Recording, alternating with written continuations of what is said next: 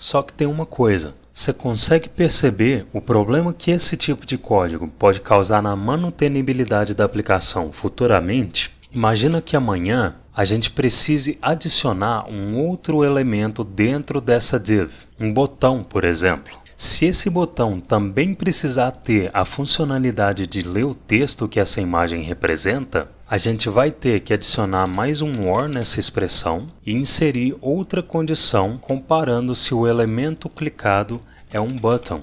Então, pensando a médio e longo prazo, esse tipo de código não é manutenível. Uma das formas que a gente tem para melhorar esse código é criar um array de nomes dos elementos e, através do método sum, verificar se o nome do elemento clicado é igual a algum item do nosso array.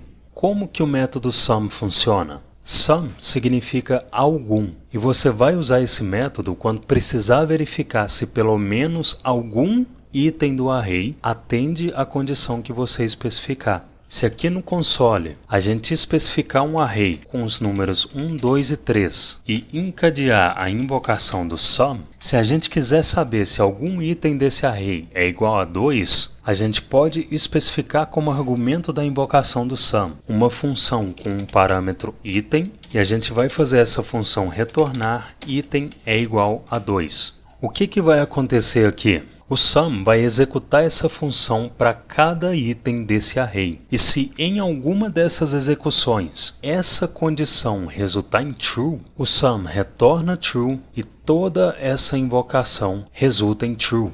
Então, na primeira execução da função, o parâmetro item recebe o primeiro item do array, que é o 1. 1 é igual a 2, false. Como essa condição resulta em false, a função vai ser executada pela segunda vez, mas dessa vez o parâmetro item recebe o segundo item do array, que é o 2. 2 é igual a 2, true.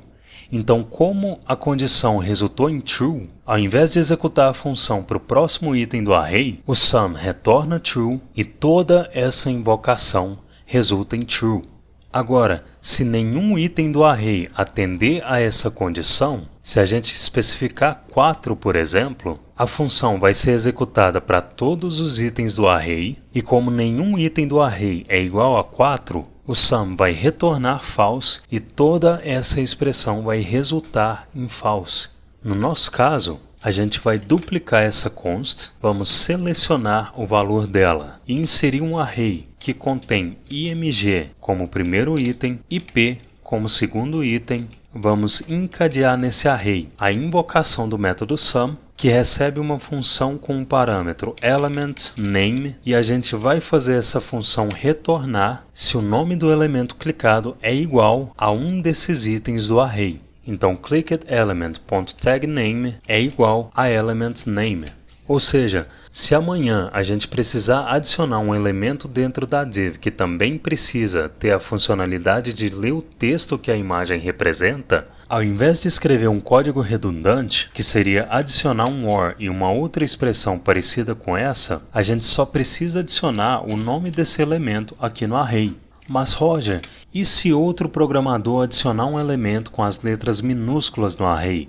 Bom, para prevenir que esse tipo de erro aconteça, nessa comparação dentro da função do sum, a gente pode forçar que tanto o nome da tag quanto o item do array vão estar com todas as letras ou maiúsculas ou minúsculas. Então, se no final dessas duas expressões a gente encadear a invocação de um toLowerCase, essas duas expressões vão resultar em strings com todas as letras minúsculas. Então, se aqui nesse MG a gente inserir um M minúsculo, remover essa const aqui acima e salvar, se a gente clicar na imagem, o texto da imagem é lido e o efeito de sombreamento ao redor dela é exibido, e nenhum erro é exibido no console. Se a gente clicar no parágrafo, o mesmo acontece e nenhum erro é exibido no console. Ou seja, o nosso código está funcionando normalmente.